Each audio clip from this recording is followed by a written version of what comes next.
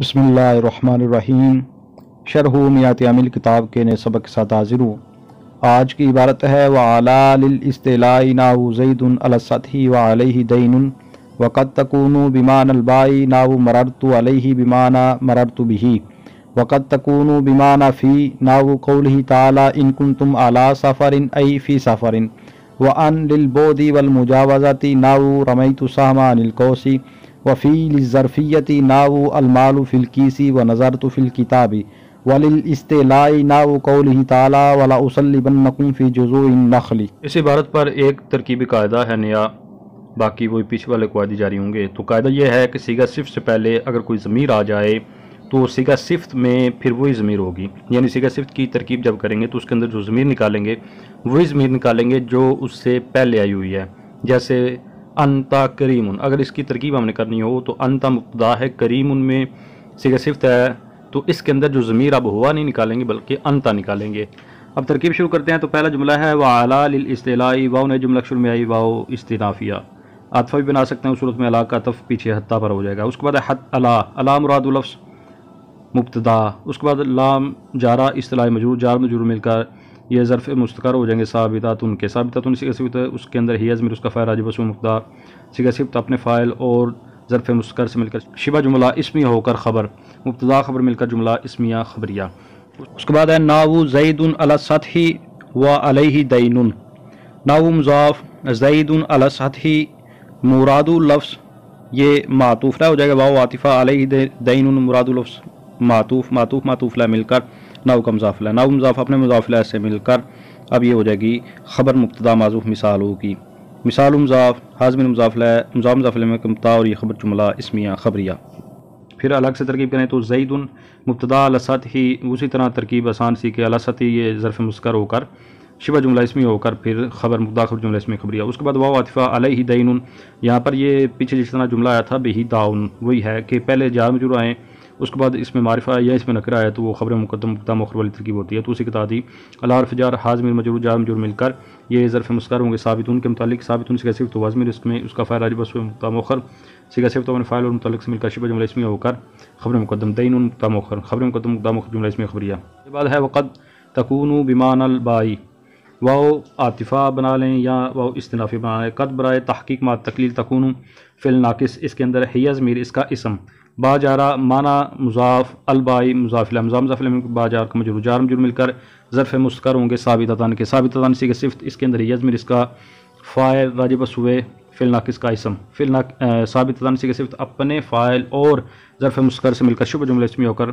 فعل ناقص کی خبر، فعل ناقص اپنی اسم اور خبر سے مل کر جملہ فعلیہ خبریہ ہو گیا۔ اس کے بعد ناو مررت علیہ بمعنی مررت بہ، تو ناو مضاف مررت علیہ، یہاں پر یہ اس کو مراد لفظ تو ہم کہتے ہی ہیں پہلے سے، تو جب اس کو مراد لفظ کہنا ہے تو یہ گویا کہ مفرد ہو جائے گا، اور پھر مفرد بھی یعنی کہ اس طرح سمجھنے کہ یوں سمجھیں کہ ایک معرفہ آ گیا اور اس کے بعد آگے آ گیا جار مجرور، تو معرفہ آئے درمیان کلام میں، اس کے بعد جار مجرور آ جائیں تو وہ ذوالحال حال بنتے ہیں۔ تو اسی قاعدہ کے تحت یہاں پر ہم ترکیب کریں گے مررت علیہ مراد لفظ ذوالحال، با جارہ معنی مضاف، مررت بہ مراد لفظ مضاف الیہ، مضاف الیہ مل کر با جارہ کا مجرور، جار مجرور مل کر ظرف مستقر ثابتان کے متعلق، ثابتان صیغہ صفت و ضمیر اس میں اس کا فاعل راجب اسم ذوالحال، صیغہ صفت اپنے فاعل اور ظرف مستقر سے مل کر شبہ جملہ اسمی ہو کر ذوالحال کا حال، ذوالحال حال مل کر ناو کا مضاف الیہ، ناو مضاف الیہ مل کر یہ ہو جائے گا خبر مبتدا معذوف مثال ہوگی، مثال مضاف حاضر مضاف الیہ راجب اسم بمعنی با یعنی علی بمعنی با، مضاف الیہ کا مقدار اور یہ خبر جملہ اسمی خبریہ۔ پھر الگ سے ترکیب کریں تو ناو علیہ مررت علیہ کا ترکیب ہوگی اور مررت بہ کی ترکیب ہوگی، مررت فعل فاعل علیہ ظرف لغو، یہ جملہ الگ، پھر مررت بہ اسی طرح ترکیب ہو جائے گی۔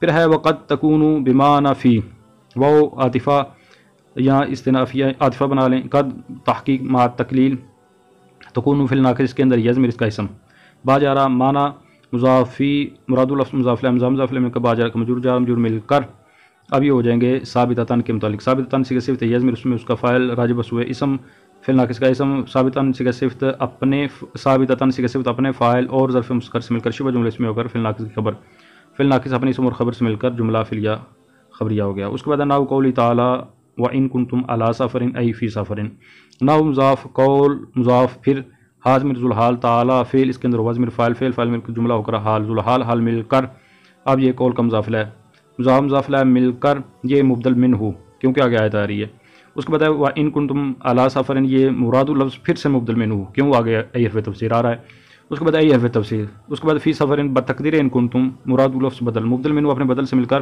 پہلے والے مبدل منہ کے لیے بدل، یہ مبدل منہ اپنے بدل سے مل کر ناؤ کا مضاف ہے، ناؤ مضاف اپنے مضاف لہ سے مل کر خبر مبتدا معذوف مثال ہوگی. مثال مضاف آزمیر مضاف لہ راجب سوئے علاب منفی مضاف مضاف لہ مقدار اور خبر جملہ اسم خبریہ. الگ سے ترکیب کریں تو وہ ان کنتم علی سفر کی کہ ان حرف شرط کنتم فعل ناقص ہے تو اس میں تم ضمیر بارز کا اسم ہے. اس کے بعد علی سافارن، علی جارا سافرن مجرور، جار مجرور مل کر اب اس کو ہم نے ظرف مسکر کر کے فعل ناقص کی خبر بنانا ہے. تو قاعدہ پڑھا تھا کہ شبہ جملہ سے پہلے، یعنی یہاں پر ظاہری بات ہے ہم نے نکالنا ہے اس کا جو متعلق ہے تو وہ صیغہ صفت نکالیں گے. تو صیغہ صفت سے پہلے جو ضمیر ہو صیغہ صفت کے اندر بھی وہی ضمیر ہوتی ہے. اور دوسرا پھر یہاں پر کیونکہ فعل ناقص کی یہ خبر بنے گا اور فعل ناقص کے اسم اور خبر میں بھی تذکیر و تانیث کے لحاظ سے بھی اور پھر افراد یعنی کہ واحد تثنیہ جمع ہونے میں مطابقت ہونی چاہیے. تو پیچھے تم ضمیر جمع کی ہے تو ہم یہاں پر بھی اس کا جو متعلق نکالیں گے وہ جمع کا نکالیں گے. تو یہاں پر نکال لیں گے پھر ثابتینہ اس لیے نکالا کیونکہ حالت نصبی میں جمع مذکر سالم کی وہ یا مقام کسرہ کے ساتھ آتی ہے تو اس وجہ سے ہم نے ثابتینہ نکالا. یعنی ثابتون حالت رفع تھی تو اس کے حالت نصبی اور جری بنتی ہے ثابتینہ، تو ثابتینہ نکل آیا. تو ثابتینہ صیغہ صفت ہے، اس کے اندر انتم ضمیر وہ اس کا فاعل ہے کیونکہ پیچھے تم ضمیر ہے تو اس کے اندر بھی اس کے مقابلے میں جو ضمیر مرفوع منفصل ہوتی ہے وہ انتم ہوتی ہے تو وہ اس کا فاعل ہے. صیغہ صفت اپنے فاعل اور ظرف مسکر سے مل کر شبہ جملہ اسمی ہو کر فعل ناقص کی خبر، فعل ناقص اپنے اسم اور خبر سے مل کر جملہ فعلیہ ہو کر شرط، اور جزا اس کی یعنی کہ مقدر جو قرآن کریم میں ہے وہ ہے فرحان مقبودۃ. تو اس میں فا جزائیہ ریحان مقبودہ دو اسم اکٹھے ہیں، دونوں نکرہ ہیں تو موصوف بنیں گے. ریحان موصوف مقبودۃ صیغہ صفت ہے، اس کے اندر یعنی اس مفعول کا صیغہ ہے یزمیر، اس میں اس کا نائب فاعل. صیغہ صفت اپنے نائب فاعل سے مل کر شبہ جملہ اسمی ہو کر صفت موصوف کی، موصوف اپنی صفت سے مل کر مبتدا. دو نکرہ اگر اکٹھے آ جائیں تو وہ یعنی نکرہ مخصوصہ ہو کر وہ مبتدا بن جاتے ہیں. تو اسی کے ساتھ یہ موصوف سے مل کر مبتدا ان کی خبر ان کی مقدر ہے تستوثقون بہا. تو تستوثقون صیغہ جمع مذکر حاضر ہے، فعل مضارع معروف ثلاثی مزید فی ہے، مثال بابی از باب استفعال. تو اس میں واو ضمیر بارز کا فاعل ہے، باجرا حاضر مجرور جار مجرور مل کر یہ ظرف لغو فعل اپنے فاعل اور ظرف لغو سے مل کر جملہ فعلیہ ہو کر جزا شرط، جزا مل کر جملہ شرطیہ. اس کے بعد جو فی سفرن ہے تو اس میں ہم نے پیچھے نکالی تھی عبارت ان کنتم فی سفرن، تو اس کی بالکل ایسی ترکیب ہوگی کہ فی سفرن بھی یہ ثابتینہ کا متعلق ہوگا، پھر وہ شبہ جملہ ہو کر فعل ناقص کی خبر، فعل ناقص اپنی اسم اور خبر سے مل کر جملہ فعلیہ ہو کر وہ شرط، پھر اسی طرح یہاں پہ جزا نکال لی جائے گی. اس کے بعد آگے ہے وعن للبعد والمجاوزۃ واو استنافیہ یا عاطفہ، ان مراد لفظ مبتدا، لام جارا بعدی مجرور، لیکن آگے والمجاوزۃ ہے تو ان کا عطف ہو سکتا ہے تو اس لیے عطف کریں گے. بعدی معطوف علیہ واو عاطفہ، المجاوزۃ معطوف علیہ معطوف مل کر لام جار کا مجرور، جار مجرور مل کر ظرف مستقر ثابتۃ کے ثابتۃ صیغہ صفت ہی ضمیر فاعل راجب واسو مبتدا، صیغہ صفت اپنے فاعل اور ظرف مستقر سے مل کر شبہ جملہ اسمیہ ہو کر مبتدا کی خبر، مبتدا خبر جملہ اسمیہ خبریہ. ناو رمیت السہم عن القوس، ناو مضاف رمیت السہم عن القوس مراد لفظ مضاف الیہ، ناو مضاف اپنے مضاف الیہ سے مل کر خبر ہوئی مبتدا معذوف مثال ہما کی. یا ہما اس لیے نکالا کیونکہ دو کی مثال ایک ہی آ رہی ہے نا، پیچھے بود کی اور مجاوزت دونوں کی ایک مثال آئی ہے تو اس لیے ہما ضمیر نکالیں گے. تو مثال ہما، مثال مضاف ہما ضمیر تثنیہ کی یہ اس کا مضاف الیہ راجب سوئے بود اور مجاوزت. تو مضاف الیہ مل کر مبتدا اور یہ جو خبر مبتدا خبر جملہ اسمیہ خبریہ. رمیت السہم عن القوس کی ترکیب الگ، رمیت فعل فاعل یعنی کہ رما یا رمی سے، تو صیغہ بعد کلمہ اعتراض ضمیر بارز کا فاعل، ساما مفعول بہی، ان جارا القوس مجرور جار مجرور مل کر ظرف لغو فعل اپنے فاعل مفعول بہی اور ظرف لغو سے مل کر جملہ فعلیہ خبریہ. آگے عبارت ہے وفیل ظرفیتی، نئے جملہ کے شروع میں واو استنافیہ، اس کو عطفہ بنا سکتے ہیں اس صورت میں فی کا تو پیچھے ہو جائے گا. تو فی مراد لفظ مبتدا، لام جارا ظرفیتی مجرور جار مجرور مل کر معطوف لہ، اس لیے کہ آگے بھی عبارت آ رہی ہے للاستعلاء. تو اس کے بعد ہے واو عاطفہ للاستعلاء جار مجرور مل کر معطوف لہ مل کر ظرف مستقر ثابتۃ کے ثابتۃ صیغہ صفت و ضمیر فاعل ہی ضمیر فاعل صیغہ صفت اپنے فاعل اور ظرف مستقر سے مل کر شبہ جملہ اسمی ہو کر خبر مبتدا خبر جملہ اسمی خبریہ. پھر ہے ناو المال فی الکیسی و نظرت فی الکتاب، ناو مضاف المال فی الکیسی مراد اللفظ معطوف له واو حرف عطف نظرت فی الکتاب مراد اللفظ معطوف له مل کر ناو کا مضاف له ناو مضاف اپنے مضاف له سے مل کر خبر مبتدا محذوف مثال ہو کی مثال مضاف حاضر مضاف له راجب اسو ظرفیت مضاف له مبتدا اور یہ خبر جملہ اسمیہ خبریہ. پھر الگ سے ترکیب کریں تو المال فی الکیسی المال مبتدا فی الکیسی شبہ جملہ اسمیہ کر خبر و نظرت فی الکتاب واو عاطفہ نظرت صیغہ بعد متکلم کا ہے ماضی کا تو فعل فاعل ہو گئے تاضمیر بارز اس کا فاعل ہے فعل فاعل فی حرف جار الکتاب مجرور جار مجرور مل کر ظرف لاغو فعل اپنے فاعل ظرف لاغو سے مل کر جملہ فعلیہ خبریہ. آگے ہے ناو قولی تعالی ولا اصلیبنکم فی جذوع النخل ناو مضاف قول پھر مضاف حاضمیر ذوالحال تعالی فعل اسم وضمیر فاعل فعل فاعل جملہ ہو کر حال ذوالحال حال مل کر قول کا مضاف ہے قول مضاف اپنے مضاف الیہ سے مل کر مبدل من ہو کیونکہ آگے آیت آ رہی ہے آگے مبدل منہ ہو گیا. اس کے بعد ہے ولا اصلیبنکم فی جذوع النخل تو یہ مراد اللفظ بدل مبدل منہ اپنے بدل سے مل کر ناو کا مضاف ہے ناو مضاف اپنے مضاف الیہ سے مل کر خبر مبتدا معذوف مثال کی مثال مضاف حاضمیر مضاف الیہ راجب اسو مصابت مضاف الیہ مل کر مبتدا اور یہ خبر جملہ اسمیہ خبریہ. پھر الگ سے ترکیب کریں تو ولا اصلیبنکم فی جذوع النخل کی ترکیب ہے واو عاطفہ لا اصلیبنکم صیغہ بعد متکلم فعل مضارع معروف یعنی لام تاکید اس کے شروع میں اور نون تاکید ثقیلہ کے ساتھ ہے تو ثلاثی مزید فی صحیح اسباب تفعیل تو بعد متکلم کا صیغہ ہے تو اس میں اس کا فاعل وجوباً مستتر آنا قوم ضمیر یہ جو فعل کے ساتھ ضمیر مل کر آتی ہے وہ ضمیر منصوب متصل ہوتی ہے اور وہ مفعول بھی بنتی ہے تو قوم ضمیر مفعول بھی ہو گیا. پھر حرف جار جذوع النخل یہ دو اس میں اکٹھے ہے پہلا نکرہ دوسرا معرفہ تو مضاف الیہ مل کر مجرور جار مجرور مل کر ظرف لاغو پھر اپنے فاعل مفعول بھی اور ظرف لاغو سے مل کر جملہ فعلیہ خبریہ. اب ترجمہ کرتے ہیں تو پہلا جملہ تھا وعلی للاستعلاء اور علی استعلاء کے لیے ہے. دوسرا تھا نحو زید علی السطح وعلیہ دین کہ علی استعلاء کی مثال زید علی السطح اور علیہ دین کی مثل میں ہے. پھر زید علی السطح کا ترجمہ ہے کہ زید چھت پر ہے علیہ دین کا ترجمہ ہے کہ اس پر قرض ہے وقد تکون بمعنی الباء کا ترجمہ ہے اور تحقیق کبھی علی با کے معنی میں ہوتا ہے. نحو مررت علیہ جو اس کی پہلی ترکیب تو اس کے مطابق ترجمہ ہو جائے گا کہ یعنی علی بمعنی با کی مثال مررت علیہ بمعنی مررت بہی کی مثل میں ہے. پھر مررت علیہ کا ترجمہ ہے کہ میں اس کے پاس سے گزرا ہو جائے گا. قد تکون بمعنی فی کہ اور تحقیق کبھی علی فی کے معنی میں ہوتا ہے. نحو قولی تعالی ان کنتم علی سفر اس کی پہلی ترکیب میں ترجمہ ہو جائے گا کہ علی بمعنی فی کی مثال اللہ تعالیٰ کے فرمان یعنی ان کنتم علی سفر یعنی فی سفر کی مثل میں ہے. پھر ان کنتم علی سفر کا ترجمہ ہے کہ اگر تم سفر پر ہو یعنی اگر تم سفر میں ہو. اس کے بعد آگے جملہ تھا وان للبعد والمجاوزات تو اس کا ترجمہ ہے کہ ان بعد اور مجاوزت کے لیے ہے. پھر دوسرا نحو رمیت السہم عن القوس کی پہلی ترکیب کا ترجمہ کہ بعد اور مجاوزت کی مثال رمیت السہم عن القوس کی مثل میں ہے. پھر رمیت السہم عن القوس کا ترجمہ کہ میں نے تیر کو کمان سے دور کر دیا. اس کے بعد آگے جملہ تھا وفی للظرفیتی وللاستعلاء کہ اور فی ظرفیت کے لیے ہے اور استعلاء کے لیے ہے. پھر نحو المال فی الکیسی و نظرت فی الکتاب اس کا پہلی ترکیب کا ترجمہ کہ ظرفیت کی مثال المال فی الکیسی اور نظرت فی الکتاب کی مثل میں ہے. پھر المال فی الکیس کا ترجمہ ہے کہ مال تھیلی میں ہے. نظرت فی الکتاب کا ترجمہ ہے کہ میں نے کتاب میں نظر کی. پھر نحو قولی تعالی ولا اصلیبنکم فی جذوع النخل کا پہلی ترکیب کے مطابق ترجمہ کہ استعلاء کی مثال اللہ تعالیٰ کے فرمان یعنی ولا اصلیبنکم فی جذوع النخل کی مثل میں ہے. پھر ولا اصلیبنکم فی جذوع النخل کا ترجمہ ہے کہ اور میں تمہیں ضرور بھی ضرور کھجور کی شاخوں پر لٹکاؤں گا. مزید مسائل کو دیکھتے ہیں تو آج ہم نے 3 حرف جر پڑھے علی ان اور فی. تو پہلا علی تھا اس کے بارے میں جو بتایا کہ علی اس کتاب کے اندر بتایا گیا کہ علی 3 معنی کے لیے آتا ہے. علی استعلاء کے لیے آتا ہے علی با کے معنی میں آتا ہے اور فی کے معنی میں آتا ہے. تو استعلاء کسے کہتے ہیں؟ استعلاء کا ویسے لغوی معنی تو ہے بلندی پر ہونا. تو اس کا اصطلاحی معنی یہ ہوگا کہ یہ علی اس بات پر دلالت کرتا ہے کہ میرے مدخول پر کوئی چیز بلند کی گئی ہے. پھر بلند ہونے والی چیز کو کہتے ہیں مستعلی اور علی کے مدخول کو کہتے ہیں مستعلی علی. تو اس کی پھر 2 قسمیں ہوتی ہیں یعنی استعلاء کی 2 قسمیں ہوتی ہیں آگے استعلاء حقیقی اور استعلاء حکمی. اسی وجہ سے مصنف صاحب نے 2 مثالیں دی ہیں. استعلاء حقیقی یہ ہوتا ہے کہ مستعلی کا وجود مستعلی علی پر حسی طور پر ہو یعنی آنکھوں سے نظر آنے والا ہو. جیسے زید علی السطح زید چھت پر ہے۔ تو اب یہاں پر مستعلی کیا ہے؟ زید، اور مستعلی علیہ کیا ہے؟ وہ چھت ہے۔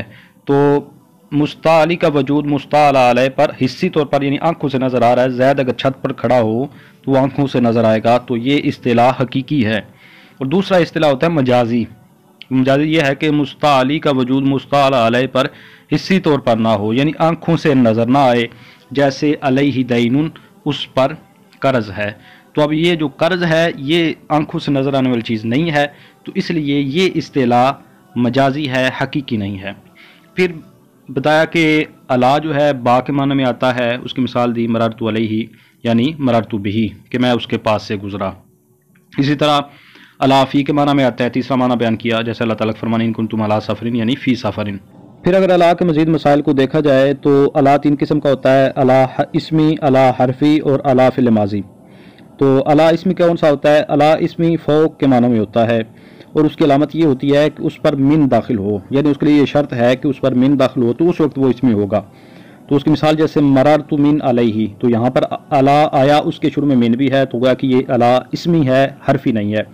تو اسمی ہے تو یہ فوق کے معنی میں ہے، تو اس کی بن جائے گا، پھر یہ عبارت بنے گی مررت من فوقہ۔ الا کی دوسری قسم کہ الا حرفی، تو الا حرفی متعدد معنی کے لیے آتا ہے، جن میں سے 3 کو ذکر کیا اس کتاب کے اندر، باقی کو نہیں ذکر کیا گیا ان کے قلیل الاستعمال ہونے کی وجہ سے۔ ان میں سے بعض یہ ہیں کہ الا مسابت کے لیے آتا ہے، الا تعلیل کے لیے آتا ہے، الا ظرفیت کے لیے آتا ہے۔ تو اس کے علاوہ اور بھی معنی ہیں، تو ان کو مصنف صاحب نے ان کے قلیل استعمال ہونے کی وجہ سے ذکر نہیں کیا۔ اس کے بعد جو الا کی تیسری قسم ہے کہ فعل ماضی، تو جب الا فعل ماضی ہوگا تو اس وقت اس کو یا کی صورت میں نہیں لکھا جائے گا، بلکہ اس کو الف کی شکل میں لکھا جائے گا، جیسے جل وعلا شانہ۔ تو یہاں پر الا جو ہے فعل ماضی ہے، اور اس میں اس کو یا کی شکل میں نہیں لکھا گیا بلکہ الف کی شکل میں لکھا گیا، جس طرح دعا یدعو میں جو دعا ہے وہ الف کی شکل میں ہے، اسی طرح افا میں الف کی شکل میں ہے، تو اسی طرح الا ہوگا۔ اب ہم نے جو دوسرا حرف جر پڑھا تھا وہ تھا ان۔ تو ان کی 3 قسمیں ہیں، ان مصدریہ، اسمیہ اور حرفیہ۔ ان مصدریہ یہ بنی تمیم کی لغت میں ہے۔ مشہور جو ان مصدریہ ہے وہ تو الف اور نون کے ساتھ ہے، لیکن بنی تمیم کی لغت میں جو ان مصدریہ ہے وہ عین اور نون کے ساتھ ہے۔ تو اس کے بعد جو اس کی دوسری قسم ہے وہ ہے اسمیہ۔ جس طرح پیچھے الا بھی اسمیہ ہوتا ہے، اس طرح ان بھی اسمی ہوتا ہے۔ تو ان اسمی یہ جانب کے معنی میں ہوتا ہے۔ اس کی علامت یہ ہے کہ اس پر من جارہ یا الا جارہ داخل ہو، جیسے من ان یمینکا۔ تو یہاں پر ان کے شروع میں من ہے تو شرط پائی گئی، تو اب یہ ان جو ہے یہ حرف جر نہیں ہے بلکہ یہ اسمی ہے اور یہ جانب کے معنی میں ہے، اسی طرح الا ان یمینی۔ پھر اس کے بعد جو اس کی تیسری قسم ہے کہ ان جو ہے وہ جارہ ہوتا ہے، یعنی حرفی میں پھر حرف جر ہوتا ہے، یہ تو اسی کا اس کتاب میں ذکر ہے۔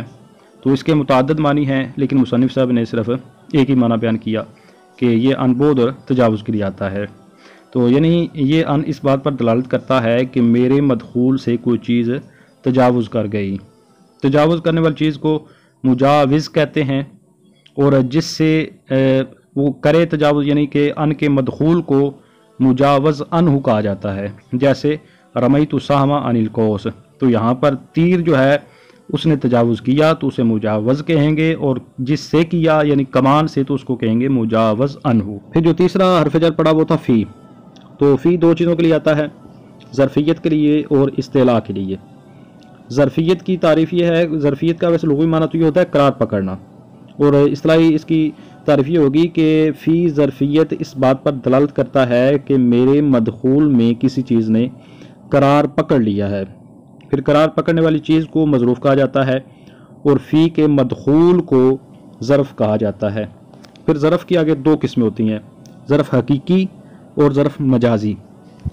ظرف حقیقی وہ ظرف ہے جس میں مظروف کا پایا جانا حصی طور پر ہو، یعنی مظروف اس میں آنکھوں سے دیکھا جا سکے، جیسے المال فی الکیس، کہ مال تھیلی میں ہے، تو تھیلی یہاں پر حصی چیز ہے، اس کو آنکھوں سے دیکھا جا سکتا ہے، تو یہ ظرف حقیقی ہوا۔